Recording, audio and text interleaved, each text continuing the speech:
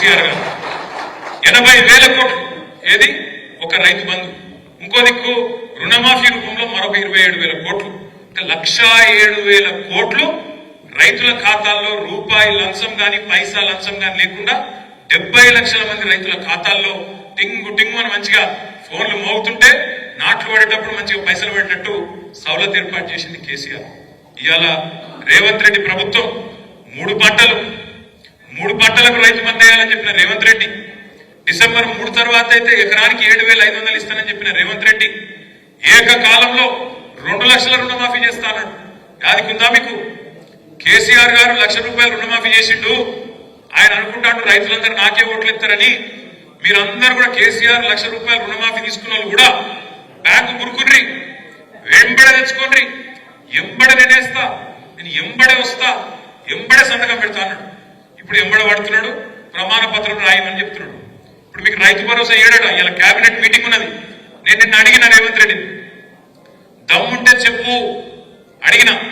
ఎలక్షన్లకు ముందేమో వరంగల్ రైతు డిక్లరేషన్ అన్నావు, ఇలా రైతు డిక్లరేషన్ ఇవ్వాలంటున్నావు. ఇది ఎక్కడి నీతి? రైతు ప్రమాణ పత్రం రాసిచ్చుడైంది, ఎందుకు రాసి ఇవ్వాలి? తెలియదు అయ్యాల ఊళ్ళల్లో మీ అధికారులకు, అగ్రికల్చర్ ఎక్స్టెన్షన్ ఆఫీసర్ ఇలా రైతులను బదనాం చేసే కుట్ర. అసెంబ్లీలో పెట్టిండు కాగితం, ఏమంటాడా కాగితంలో? రైతు బంధు వల్ల 22,000 కోట్ల రూపాయలు దారి మళ్ళీ చెప్పి ఒక చెత్త మాట, రైతును బదనాం చేసే మాట, రైతును దొంగగా చిత్రీకరించే మాట మాట్లాడుతూ ఉన్నాడు. 22,000 కోట్లు దారి మళ్ళీ అంటాడు. నాకు నిజంగా అర్థం కాలేదు. అర్థం కాకపోయి నేను అక్కడ ఉండే అధికారులను అడిగిన, వ్యవసాయ అధికారులు కనబడ్డారు అసెంబ్లీలో, అడిగిన ఎక్కడికి వెళ్ళి వచ్చిందా మీకు ఈ లెక్క అని అడిగిన.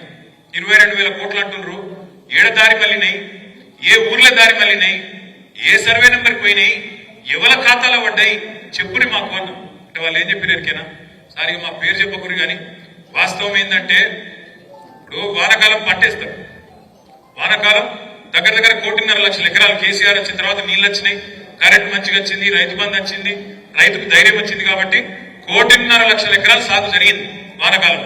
కానీ వానాకాలంలో పత్తి వేసిన వాళ్ళు, వానాకాలంలో కందేసిన వాళ్ళు రెండో పంట వేసే అవకాశం ఉంటుందా? వానాకాలంలో పత్తి వేసిన వాళ్ళు యాసంగిలో రెండో పంట వేసేందుకు అవకాశం ఉంటుందా? ఉండదా? దానికి లగాయని చెప్పు ఉండదు. కంది ఉంటుందా రెండో పంటకు అవకాశం? మిర్చికి ఉంటుందా? చెరుకుకుంటుందా? పసుపుకుంటుందా? ఉండదు. మరి ఇప్పుడు ఈర్నపల్లి మండలంలో పోడు భూములు ఉన్నాయి. ఆ పోడు భూములు ఎక్కడో జంగళ్ళు ఉంటాయి.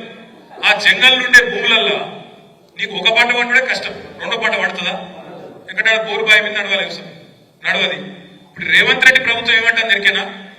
ఆ రెండో పంట మీరు ఏదైతే వేయలేదో, ఆ రెండో పంట మీరు ఏదైతే పత్తి వేసిన వాళ్ళు, కందేసిన వాళ్ళు, ఆ పోడు రైతులు, ఆ చెరుకు రైతులు, ఆ పసుపు రైతులు, ఆ సోయా రైతులు, ఆ మిర్చి రైతులు ఎవరైతే రెండో పంట యాసకి లేలేదో ఒక పైసలు కేసీఆర్ ఇచ్చి తప్పు చేసినట్టు. మీకు ఆ పైసలు రెండో పంటకు మీరు ఏకపోయినా కేసీఆర్ ఇచ్చిండు, ఇచ్చి తప్పు చేసిండు అంటారు.